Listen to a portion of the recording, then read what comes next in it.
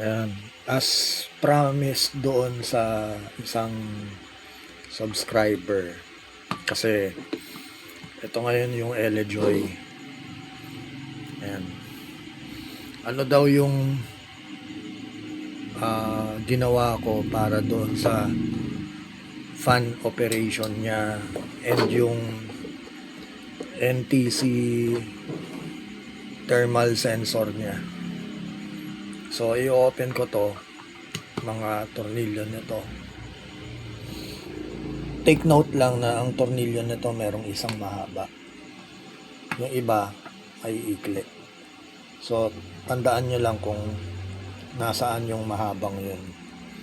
Pag samasamahin nyo lang yung mga maiikli, tapos tatandaan nyo yung kung nasaan yung mahaba. Kasi pag binalik nyo, hindi umaabot. Pag mali yung nilagay nyong screw, hindi niya aabutin yung thread, hindi nyo mahihigpitan. Ikot lang na ikot, wala palang kinakapitan na thread kasi maikli. So ito lang yung likod,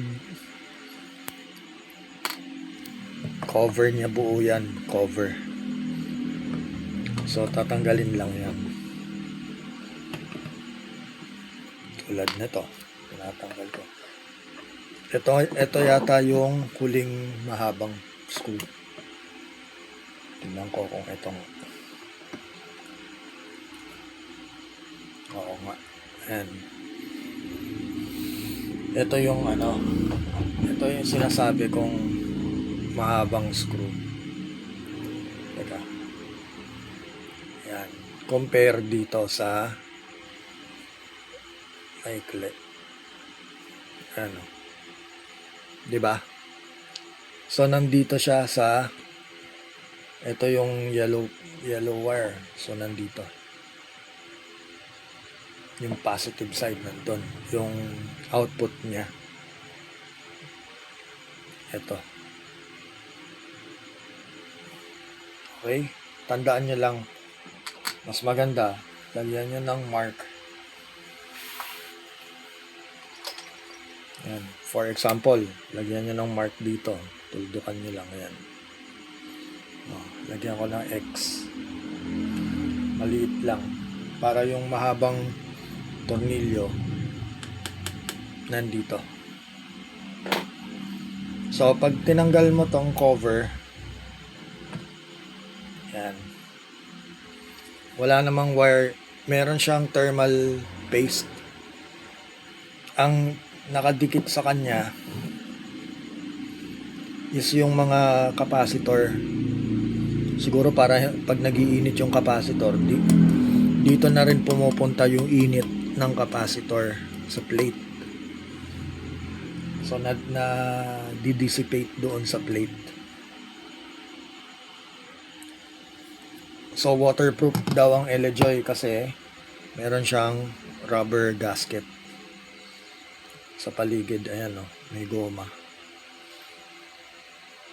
may rubber. Ito ngayon yung sinasabi ko.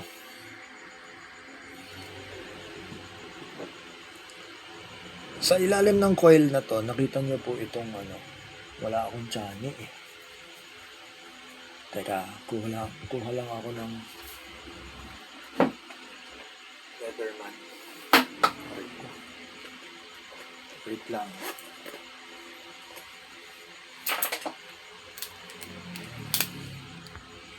Ayan. Sa ilalim ng coil na to, naubod ng laking coil, may pandikit na puti.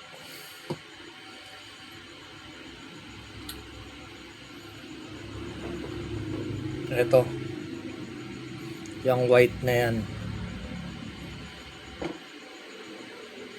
So nandito originally, nandito yung yan, nandito yung thermometer niya, o yung thermometer, yung sensor, temperature sensor, nandyan.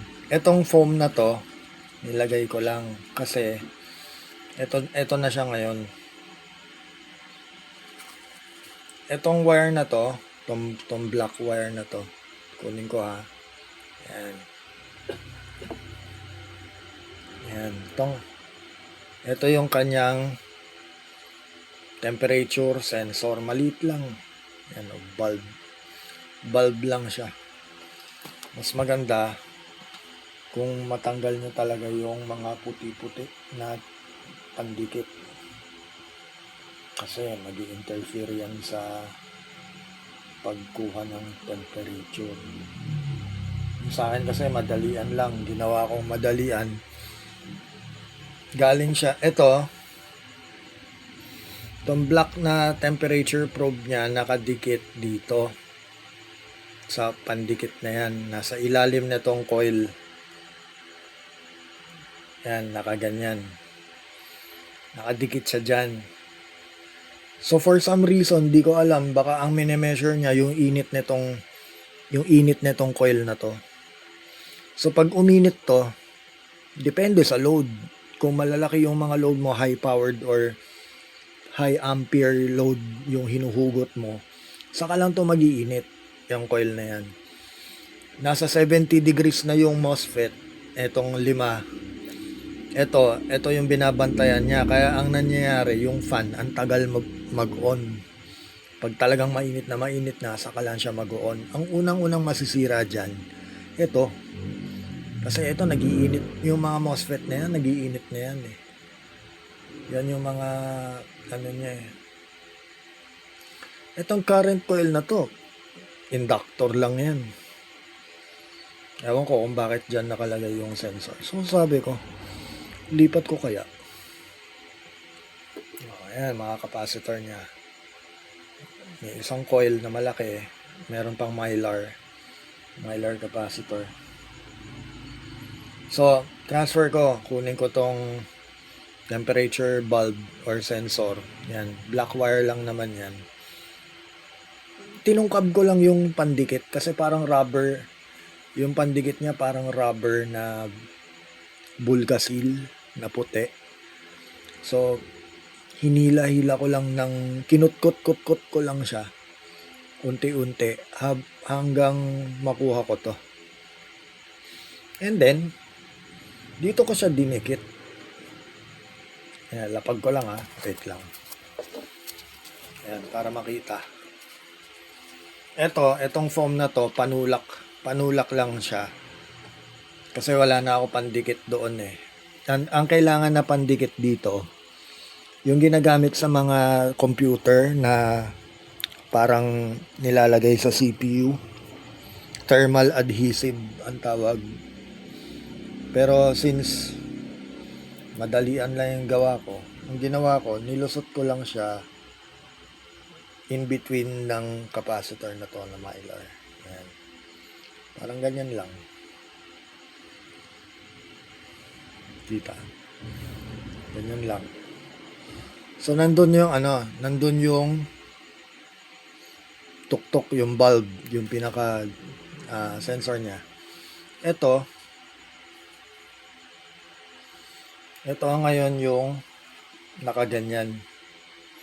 Kasi ito yung magpupush doon sa metal na yan na part. Mag-iinit kasi yan the whole metal part eh. Di pa nga maganda yung metal part na yan kasi likod pa ng ano yan. Tawag dito. Likod pa ng MOSFET. Yung plastic part. Dapat nga in between ng MOSFET eh. Para talagang kumbaga, pero okay na yan dyan siguro. O kaya, may idea pa akong isa. Nakita nyo tong tornilyo na to. 2 tornilyo. Luwagan nyo yan. Lagyan nyo ng parang yung plastic laminate ID or gupit lang kayo ng something para ipitin niya. Yun ang pwede rin na gano'n lang gawin. O kung may lata, yung gupit kayo ng aluminum can ng Coca-Cola, aluminum, gupit kayo, butasan nyo lang, and then yan yung pang-ipit. Para maipit niya to, matulak niya yan doon sa bakal. Yan, ganun lang yung ginawa ko. Para yung fan, kahit mababang temperature pa lang, nasa 50 or 40 something lang, aandar na. Yan. So, ganyan lang siya. Nakapress lang yan dyan. Ganyan lang muna. And then, di ba, okay na, natanggal mo na yung sensor from the coil, nilipat mo na doon, kabit mo na yung cover. Tandaan mo lang yung orientation ng cover kung paano. Di ba, nilagyan ko ng mark, ayan X, kasi nandito yung mahabang tornilyong isa. The rest of the tornilyo maiikli na, ito mahaba. So may paste pa naman yan, okay pa naman. Huwag nyo lang hahawakan to kasi malagkit. So, lagay ko na. Ayan. So, naka-press down. Una kong lalagyan ng tornilyo, itong tuktok. Para lang ma-move around ko. Teka lang. May magnet kasi. Ayan. So, wag munang higpitan kasi i-move nyo pa, i-align nyo pa yung cover para doon sa ibang tornilyo niya. Tapos lagay ko na yung mahaba. Or kung gusto nyo, puro maiikli muna para maiwan yung mahaba. Ayun siya Puro maiikli tapos may nag-iisang mahaba doon. So, ganun lang. Lalagay nyo lang sa mga tornilyo niya.